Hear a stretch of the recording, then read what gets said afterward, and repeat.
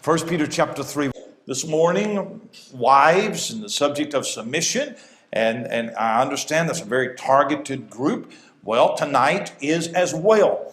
However, I would say that if it's a Bible principle, it can be applied to your life, all right? Whether it's submission, whatever it might be, the principle can be applied to everyone. And I believe that this principle can be applied as well. And it's found in 1 Peter chapter number 3 and verse 7. Now, last week I began 6 words that will transform your marriage. 6 words. Last week we dealt with 2 of them out of Ephesians chapter 5. Husbands, love. Wives, reverence. Love and reverence. And then this morning we dealt with the 3rd word in conjunction with the 1 Peter series, and that is the word submit. And so tonight it is the guys' turn. It's not just women, it is the men's turn. And it is found in verse number 7. Likewise, ye husbands, dwell with them according to knowledge, giving, and here's my word, honor unto the wife, as unto the weaker vessel, and as being heirs together of the grace of life, that your prayers be not hindered. I would just simply say that in order for a marriage to function the way that God designed it, it requires both parties to accept the role and the responsibility that they have in the marriage. It is never a one-sided affair. So if your idea, your mentality in your home is if she would just be a better wife, well, it might be that you need to be a better husband. In every New Testament passage on the home, the Bible always addresses 2 parties. In Ephesians chapter 5, the husband and the wife have a responsibility to each other. In Ephesians chapter 6, the children and the fathers, they have a responsibility to each other. Every passage, it is never a one-sided affair. And I hope that by the end of this message tonight, that every man, I am sure that you honor and revere your wife and you treat her like a queen. I am sure of it. But I hope that by the end of the night that you are convinced that giving honor to your wife will truly transform your marriage.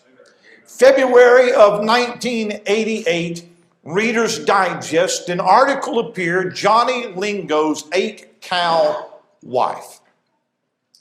Johnny Lingo lived on a primitive Pacific island where men paid the dowry for their wives in cows. You could buy a good wife for 2 or 3 cows, but a very beautiful wife would cost you 4, 5, maybe even 6 cows. And so the news spread very quickly on the island when Johnny Lingo paid a girl's father the unheard of price of 8 cows for his wife, who was named Sarita. And what was so shocking about it was that Sarita was rather plain looking. All the fellows chuckled that Johnny Lingo could be so foolish to pay such an exorbitant price of 8 cows for a wife that really was very plain looking. But not long after Johnny paid the dowry of 8 cows and got his wife, it's almost as if Johnny Lingo's new wife had a beauty makeover and was soon thought to be the most beautiful woman on the island. The before and after was so stunning, it was so shocking, and nobody was laughing now. And when they asked Johnny Lingo what happened, this is the answer he would give them. He said, do you ever think what it must mean to a woman to know that her husband has settled on the lowest price for which she can be bought? And then later, when the women talk, they boast of what their husbands paid for them.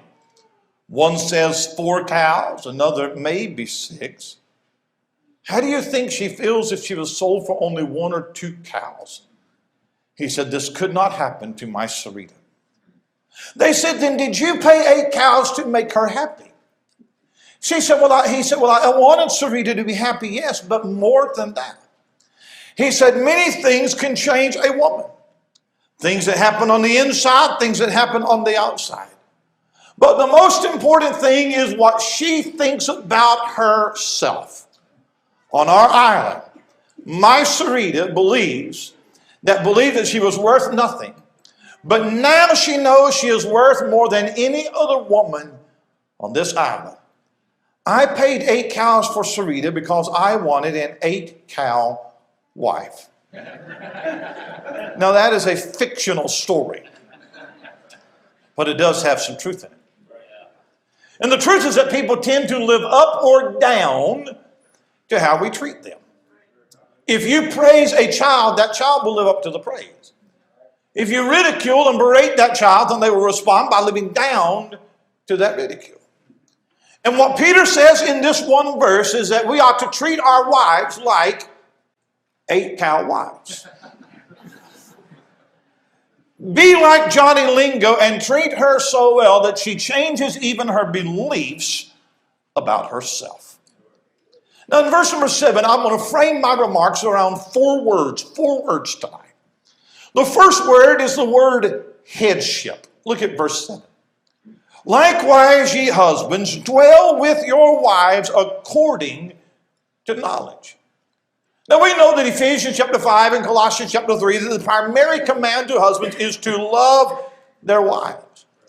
But here the command is to live with your wife according to knowledge.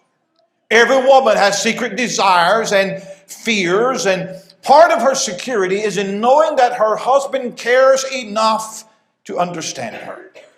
His headship over her begins not by barking out orders and setting her straight on all of her faults, but learning who she is and what makes her tick and using that knowledge of her to support her and to protect her.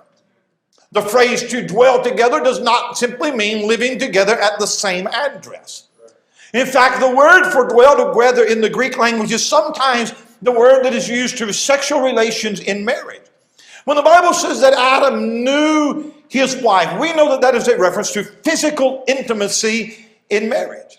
And so Peter uses a very intimate word to say that husbands must work toward knowing the emotional and the spiritual and having a physical closeness that is only possible in the confines of the marriage relationship. Now what's interesting to me is that Peter puts the responsibility of cultivating this togetherness on the husband and not the wife. And the reason why I say that is because women are the ones that excel in emotional relationships. Men are not communicators by nature. We'll say something about that this evening. But if there is a drift in the marriage, it is the husband's responsibility to take the initiative and bring them back together. Now, to dwell together involves 2 things. Number 1, it involves time. You cannot develop an intimate relationship without spending time together. You can have a long distance relationship, but it will not grow until you are together. By the way, that also refers to our relationship with the Lord Jesus. You're not going to have a close relationship with the Lord if you don't spend time in prayer and time in the Word. Some group did a survey of married couples and how much time that husbands and wives spend together, and they concluded that the average amount of time that a husband and wife spends together, I mean just truly together in a week, is 37 minutes a week. It takes time to build a relationship. When you were dating your wife, you wanted to spend every waking moment with her. You would drive long distances just to spend a few hours with her. You could not get enough of each other. And when you were with each other, you were not interested in anybody else. You were present in the moment. Did you know that you can be with people and not be present with people? That you can be talking to somebody, but thinking about somebody else. Keep talking, I'm listening to you. I'm really thinking about something else. But when you're dating your wife, you had no thoughts of anybody else. And husbands are called to dwell with them, spend time with them, be interested in their day. Too many couples in this day and age live in separate worlds, and all that they do is they live in the same house. When I am away at a meeting, if I am 5 or 6 hours away, on the last night of the meeting, I am probably getting in the truck and I am coming home because I want to be at home with my wife. I want to be in her world. I want to share life together. I want her next to me. When I come home, I want my wife to be home. If she's not home, I call her, where are you? Walmart, when you coming home? I don't need her. It's just better when she is at the house. My wife told me the other day about a woman who used to come to our church, and they're somewhere else, and she told me about how that she had posted how that she left her husband and children behind, and she's gone off to Las Vegas for a little mini vacation for some me time. Some me time. What mother, what wife needs to go away from her family and take a vacation by herself? Now, somebody help me a little bit, all right? We're going to London in May, and the fun of it is that I'm going with her, all right? I can't imagine we take separate vacations together, huh? The world that we live in is such a fast-paced, tussle-bustle world that we don't have time for each other anymore. And we're distracted by digital devices and social media and all of that, and we're burnt out with work and things that demand our time, and we're busier but we're not better. We have more things but we don't have deeper relationships. One of the things that I lament is the disappearance of the evening meal together. Families used to sit down at a table and eat a meal together at least once a day, and everybody was there and nobody was on their phone, and children had to be there and they had to be excused in order to leave the table. And that evening meal was the centerpiece of home life. It was a time that everybody gets together at least one time a day and talk. But now dinner's on the stove, grab it when you come in. We're eating while we're watching TV or playing a video game. We're losing the human touch in our home. I think another thing that has destroyed the closeness in our relationships are digital devices. No, I have digital devices. I have an iPhone. How many times have you seen a couple having dinner in a restaurant and they're not engaged with each other? I've sat in a restaurant and watched two people eating and they're both on their phones, and you got a live person sitting in front of you. Teenagers can be sitting around the table, each one of them on their phone, texting somebody else, when there is a real live person in front of you that you can have a real live conversation with. But everybody lives in their own world, doing their own thing. Look up every once in a while to acknowledge everybody else is in the room and go back to my texting or my Pac-Man or whatever I'm doing on my phone. And I carry my phone everywhere, but I'm trying to leave it in the truck more and more and not take it everywhere I go. I never carry my phone in church. Now here's the reason why. Because in 29 years of being here, I have never had an emergency phone call during church that I had to step out and take that phone at that moment. Now, I know that if you're on call, that's a different matter. But I've never had the emergency. Can you not go 1 hour without being on your phone? Or are you just that important? Or is it that you need something to play with while the preaching is going on? Huh? You ought to just take your phone, put it in the car, and I guarantee you $1 to a donut, you're not going to get a real important phone call until we dismiss here in just a little bit. If you and I go to dinner, I may take my phone with me, but I am not going to answer every text and every ding and every Facebook, because here's the reason why. That is rude. When that phone dings and I got to pick it up, that tells you that the ding is more important than you are. Right? Just keep talking. I'm listening. I just need to see what somebody posted on Instagram, and I just need to just keep them. Huh? That's the world that we live in. It is impossible to develop a relationship with somebody that you don't spend time with. It must be. I'll show you the principle in Deuteronomy 24. I'm coming back here. But in Deuteronomy 24, here is, the principle is right here. Look at Deuteronomy 24 and verse 5. When a man hath taken a new wife, he shall not go out to war, neither shall he be charged with any business. He shall be free at home 1 year, and shall cheer up his wife, which he hath taken. Now here's what's interesting about that verse, is that the 4 verses prior is the first Old Testament passage that deals with divorce. Moses allowed for divorce because of the hardness of the men's heart, but he's put stipulations on it to try and protect the wife. But it tells you that marriages are falling on hard times. So right after the instructions on divorce, he gives one verse to men that if you'll do this, it might help you to not have a divorce. He says, when you get married, if you are called to go out to war for that first year, you don't have to go. Spend that first year at home. Why? To spend time together. Now, here's what you have to do. You have to find things that you and your wife like to do together. I like the outdoors. I like hiking trails or boats or four-wheelers or whatever it might be. My wife is not a big camping person. Her idea of roughing it is a Super 8. She likes indoor places. She likes malls and Belks and nail salons, and she likes all that kind of stuff. I despise shopping more than anything in the whole wide world. I despise it. I would never in my lifetime go into a store to see if there's anything in there that I need. I already know that. I'm telling you, I despise. I never shop for clothes without her. I never do that. I don't buy shoes, don't buy a suit. I got to have her with me. Now, she and I both know that if we're going to go to Penny's or Men's Warehouse, we're going to buy a suit, we both know that we got to get in and get out, because we both know there is a very short window of opportunity right there. Because one of us is going to get bored real fast. So we already know blue suit, that's going to restrict her way down. All right? So we walk in. First lady comes up. I'm looking for a blue suit. I know my size.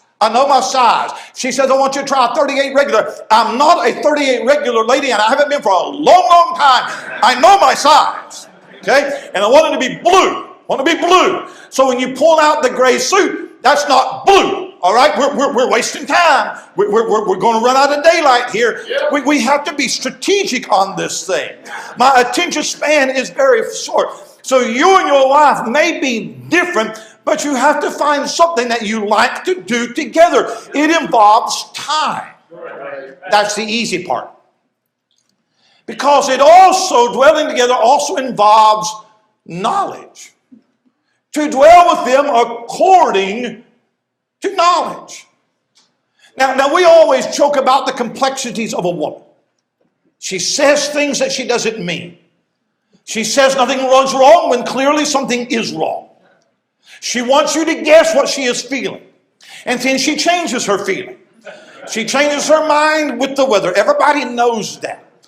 And we sometimes joke that you can never understand a woman, and that's partly true. But you have to at least try. Every husband has to be an avid student of his wife. Her personality, her likes, her dislikes, her strengths, her weaknesses, her fears, her hopes, her joys, her regrets. Now, I have to give you men just a little bit of help right here. Women are more observant than men because women are more curious than men. When I go home tonight, I will not remember what any of you wore to church today. Tomorrow, I will not remember what I wore to church today. But when we go home tonight, my wife will be able to tell what every one of you wore to church, right down to the color of your socks. I guarantee you that my wife right now could stand and tell me what she wore on Easter last year. I'm guessing that I wore a purple tie last year. And the reason why is because I have a purple tie in my closet. I cannot imagine wearing it other than on Easter. And so that's what I'm guessing that I wore last year, and you'll probably see it in 2 weeks. All right? That's probably what it's going to be. Because I can't imagine wearing a purple tie for any other reason except just to keep peace in the marriage. My wife probably knows the anniversary of our first date. I just make sure I remember the anniversary of our wedding. My wife knows the birthday of all 3 kids and all of the grandkids. I know that Jacob and Megan were born on the same day sometime in the fall. And Parker was a few years later, and I think it was March or May. It starts with an M. That's close enough. I'm not getting them anything for birthdays anyway, so I don't have to remember that. She's going to take care of that. A wife usually knows her husband better than he knows her. My wife knows that I don't like onions and mustard on my hamburger. I have no idea what she likes on her hamburger. All right? That's how that we are. I don't know any of my wife's sizes because I would never go buy her an article of clothing on my own. She would just go and return it and go get what she wanted. So we don't even bother with that, huh? You think I'm kidding, but I'm telling you the truth. I don't think the verse is telling me that I need to know whether she likes mustard or mayonnaise. But I do need to know her needs and her dreams and her vulnerabilities and her desires. And I need to know how she thinks and what makes her tick and what pushes her buttons. And I need that knowledge so I can serve her. And I need that knowledge so I can protect her. Dwell with them according to knowledge. Now, fellas, here's the difficult part. That's hard to do without talking to her. You've got to talk. And every woman in this room likes to talk to her husband. It doesn't matter what about, just so it is talk. Your wife will sit down on the couch and say, let's talk. You will ask a very logical question. All right, what are we talking about? Now, I'm going to tell you right now, she already knows what she wants to talk about, but she's not going to tell you. Part of the talk is to figure out what she wants to talk about. Amen. My wife and I can be sitting in the living room together, minding their own business, just looking at each other. There are two things that she hates for me to do. It's to read a book, it's to take a nap. Because you can't talk while you're doing either one. Well, the squires, we can be sitting there for 30 minutes and we're just fine. But if I reach over to pick up a book, let's talk.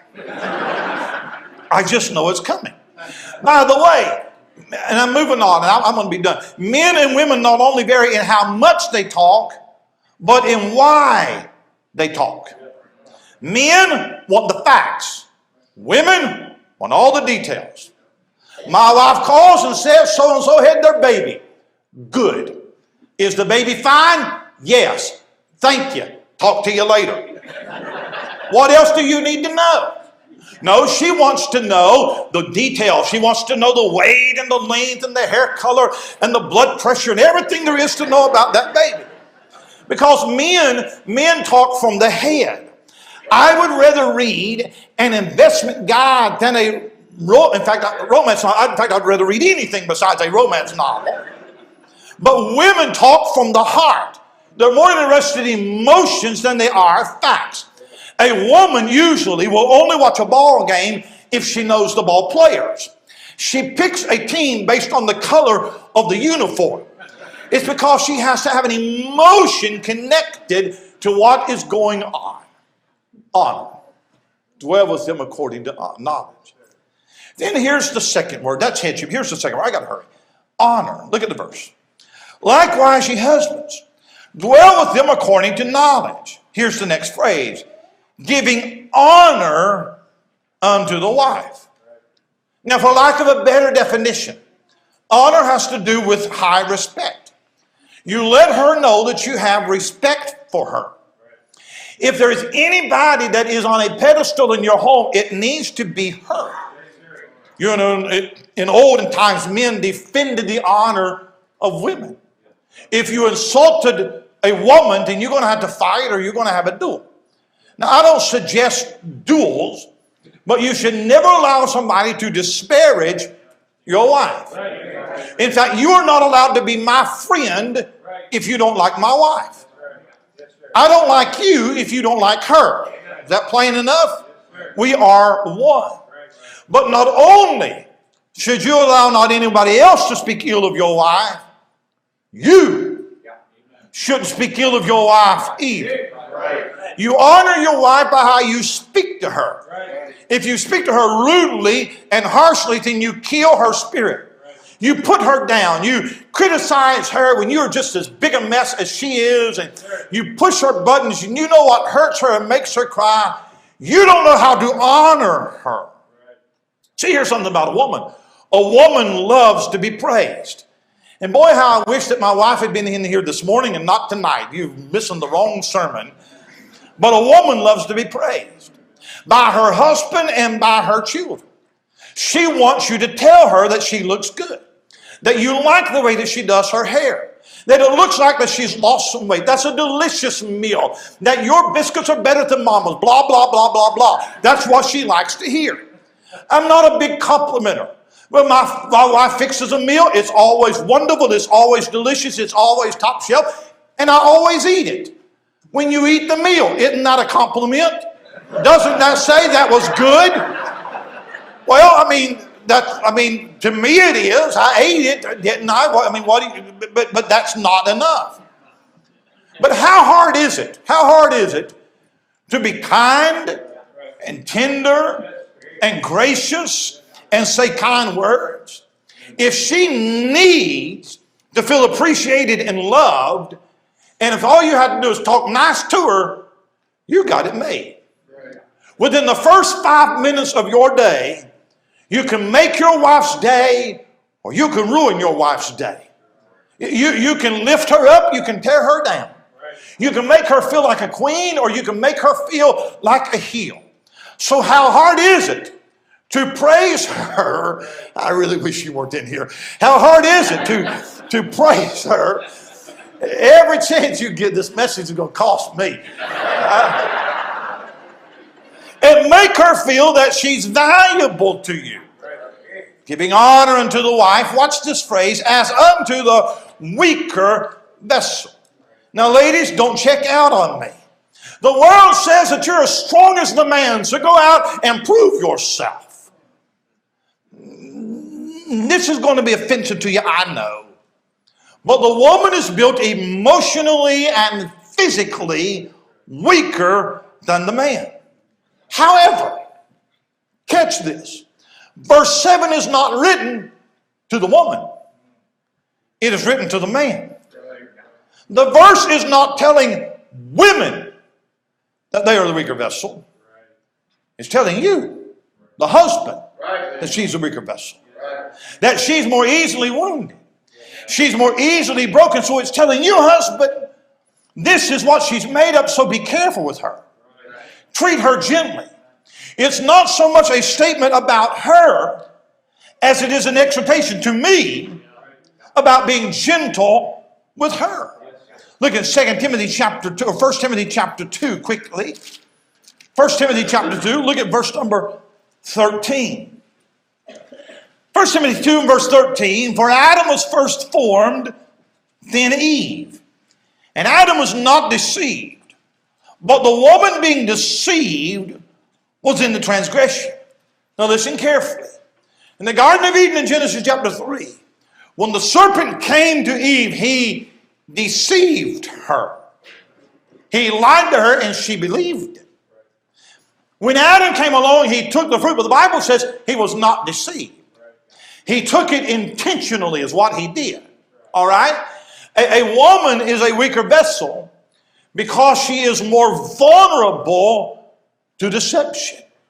Now, please don't die on me. You were laughing a while ago. Keep laughing.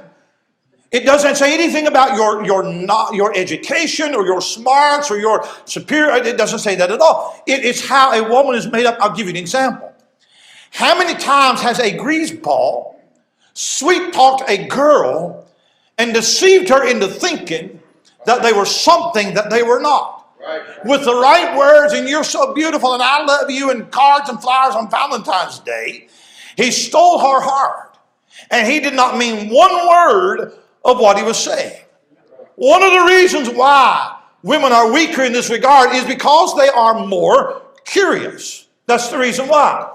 Which, by the way, I believe is one of the reasons why the cults always knock on the door when the husband is away at work. They want to talk to the wife, all right? Now, don't die on me. I'm still preaching, all right? I'll tell you when to be done. And I'll tell you something that plays into this is it does not help you, ladies or men, but it doesn't help you when all that you live on is social media. Social media is just a nice way of saying gossip. And some of you tonight, you have to hear the latest news. You have to be caught up on the gossip. We have a word for that. It's called busybody. Busybody. Why do you care what somebody that you don't even know had for lunch yesterday? Why does it matter where they went on vacation? Or why does that matter? There used to be a day when we minded our own business and we didn't broadcast a play-by-play of our lives on social media for everybody to know. There is no dignity in telling everything that you know to everybody. Have some secrets. Have some privacy if you don't mind.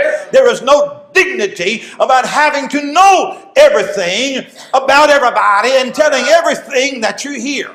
Here's the truth. You're busybody. Help me now. You're nosy. You got to be in everybody's business. You're a gossip is what you are. So don't do that. Well, headship honor. Come back to the text. Here's my third word. I'm hurrying. Heirs. Likewise, your husbands, dwell with them according to knowledge, giving honor unto the wife as unto the weaker vessel, and as being heirs together of the grace of life. Now, I'll be honest with you, I don't know how to interpret that passage. But my consolation is no commentator knew either. They guessed at it. Here's all that I can say. I sure enjoy life with my wife. We have inherited a good life. And we enjoy living life as a couple. At least I do. I think she does. But we do. And that's how it is supposed to be. You should want to live life with her. We're trying to be Christians together. We're trying to earn a reward together. Amen.